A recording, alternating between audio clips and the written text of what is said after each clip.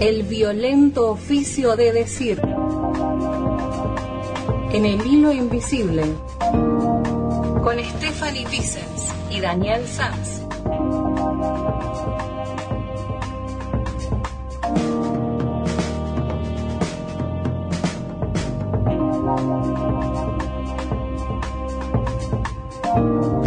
Estamos en la tarde de Antena Libre, como todos los jueves, 15 horas, en el micro El violento oficio de decir.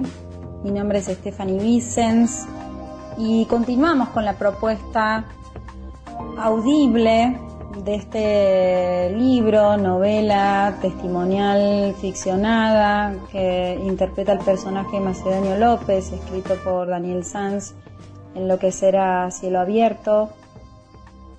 Estamos en la parte 3, titulada En un suburbio de la locura, y escuchamos la semana pasada el capítulo 29, llamado La geometría del dolor, en donde en esta mixtura el autor intenta acercar este tejido entre los hilos, como decíamos en otros micros, los hilos de la literatura, la ficción, la propia implicación, los casos de locura, nuestros casos de locura que nos interpelan, nos ayudan o nos invitan a pensar esta cultura del desierto en cuanto a la atención de la salud mental.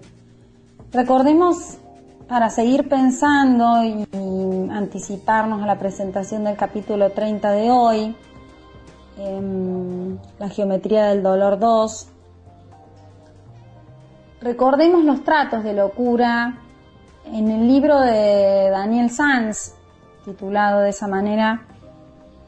Daniel ya anticipaba esta cultura desmanicomializante del desierto cuando nos contaba en los capítulos que hacen a la genealogía de la historia de los tratos de la locura, por eso la titulación de esta obra anterior de Daniel, un libro de Editorial Topía que podrán, googlear o buscar en las redes. También nos pueden pedir algún capítulo, alguna bibliografía en referencia a ello, ya que el libro está agotado. Sin embargo, podemos dialogar sobre cómo conseguir este material. En este libro, Tratos de locura, la judicialización de la salud mental, Daniel propone que en la región en el año 1991 se promulgó una ley que muchos años después fue reglamentada, pero que aún así fue llevada adelante con el axioma de el manicomio no cura la locura, y que planteó el cierre del llamado neuropsiquiátrico de Allen. Y a partir de allí se instaló una política del DES, utilizando las 3 preposiciones desmanicomializar, desinstitucionalizar y desmedicalizar. Entonces, en el capítulo que continúa podrán encontrar un recorte histórico de su investigación sobre los tratos de locura en este sentido. Genealogía que va indicando, por un lado, las profesiones protagonistas históricas de orden médico. En este caso va a presentar al personaje real que existió, un psiquiatra, Cotton, y también las prácticas deshumanizantes hacia las personas y las subjetividades desde tiempos antiquísimos. Y también podemos recordar a Basaglia. Franco Basaglia ya decía que la práctica de la psiquiatría era una práctica que se imponía desde la represión para tratar la locura. También dijo algo muy importante que podemos aportar hoy para luego escuchar este capítulo 30, que es que quien padece un sufrimiento mental, y en esto apelamos a esta geometría, el dolor, padecen en más de una forma, y esas formas implican los síntomas previos, como decía Daniel, también el padecimiento inminente, inmediato, del episodio de locura, que es el que urge atender porque desborda para los afueras también. Y después lo posterior, y ahí Basaglia dice, bueno, quien padece, la subjetividad que padece, tiene dos problemas. Uno es el sufrimiento, que es insoportable en cuanto a la tolerancia del dolor psíquico, el dolor emocional, el dolor corpo subjetivo, atravesado por todo lo que nos rodea.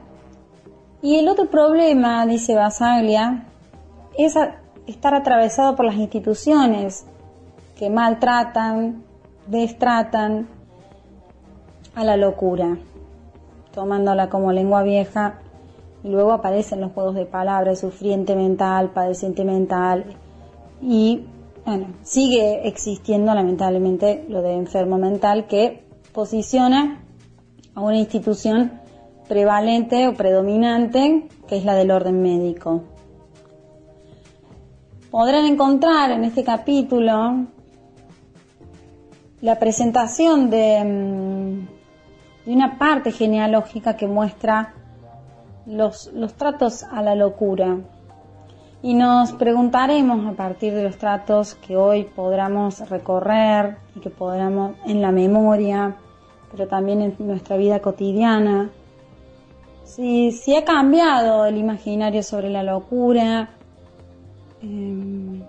qué conocemos sobre el trato a la locura, si hay atención, qué conocemos de nuestra ciudad, de nuestro barrio, de nuestro pueblo, el lugar de donde somos. Y eso también va a decir de en qué cultura vivimos, ¿no? Y nos hacemos la pregunta, ¿es posible en el contexto en el que vivimos y con las prácticas que se acercan a la locura o que intentan atenderla o que desatienden, depende del punto de vista, ¿es posible una cultura desmanicomilizante? Les dejo conociendo y escuchando en el capítulo 30 un fragmento histórico-temporal, genealógico, sobre los tratos a la locura. Buenas tardes. Macedonio López, Enloquecer a cielo abierto, testimonial y novela.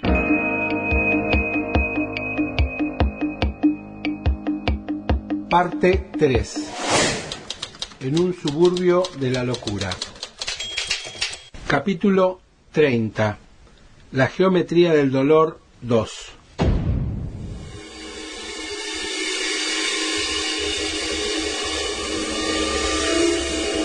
La utilización del sufrimiento en los tratos a la locura tuvo su epígono en las primeras décadas del siglo pasado con el psiquiatra Henry Andrews Cotton. Este médico estadounidense, creador de la bacteriología quirúrgica, fue director del Hospital Estatal de Nueva Jersey en la ciudad de Trenton hasta el año 1930. Sostuvo la teoría de que las enfermedades mentales tenían por causa infecciones que provocaban la intoxicación del cerebro. El doctor Cotton creyó que en los dientes estaban las infecciones que causaban la locura. Se ocupó personalmente de extraer los dientes y las muelas de sus pacientes en el inicio del tratamiento. Cuando esto no mostraba la mejoría esperada, extirpaba las amígdalas. Luego, operaba los senos paranasales. Continuaba quitando, según el caso, los testículos o los ovarios. Operaba la vesícula e intervenía el esófago. Amputaba el vaso y, en muchas pacientes, el cuello uterino. Si todas estas intervenciones no lograban remitir la locura, Cotton apuntaba al colon, con especial énfasis en el lado derecho del intestino posterior que, aseguraba, guardaba en su interior tendencias decadentes e impulsos depravados. De 1907 a 1930 mutiló y mató a cientos de pacientes. El cirujano psiquiátrico informó tasas falsas de curación de hasta el 85%. Su fama en los Estados Unidos se extendió rápidamente con la publicación de 2 libros de considerable éxito: Algunos problemas en el estudio de la herencia en enfermedades mentales, de 1912, y El defectuoso, el delincuente y el loco, la relación de las infecciones focales con su causalidad, tratamiento y prevención, que publicó por primera vez en 1921. Pasaron 2 décadas antes de que la alta tasa de mortalidad postoperatoria de más del 45%, principalmente de peritonitis, levantara señales de alerta. Henry Andrews Cotton, nieto de inmigrantes irlandeses, de cara cuadrada, piel y cabellos tan blancos como la fibra que en inglés nombra su apellido, había obtenido diploma de honor en la Universidad Johns Hopkins. Murió en la ciudad de Trenton en 1933 a los 56 años. Quienes sobrevivieron a las prácticas en aquel hospital psiquiátrico, podemos suponer, se cuidaron bien de mostrar en adelante cualquier conducta defectuosa, delincuencial o loca, por miedo a lo que esto le pudiera acarrear. Macedonio López, Enloquecer a cielo abierto, testimonial y novela.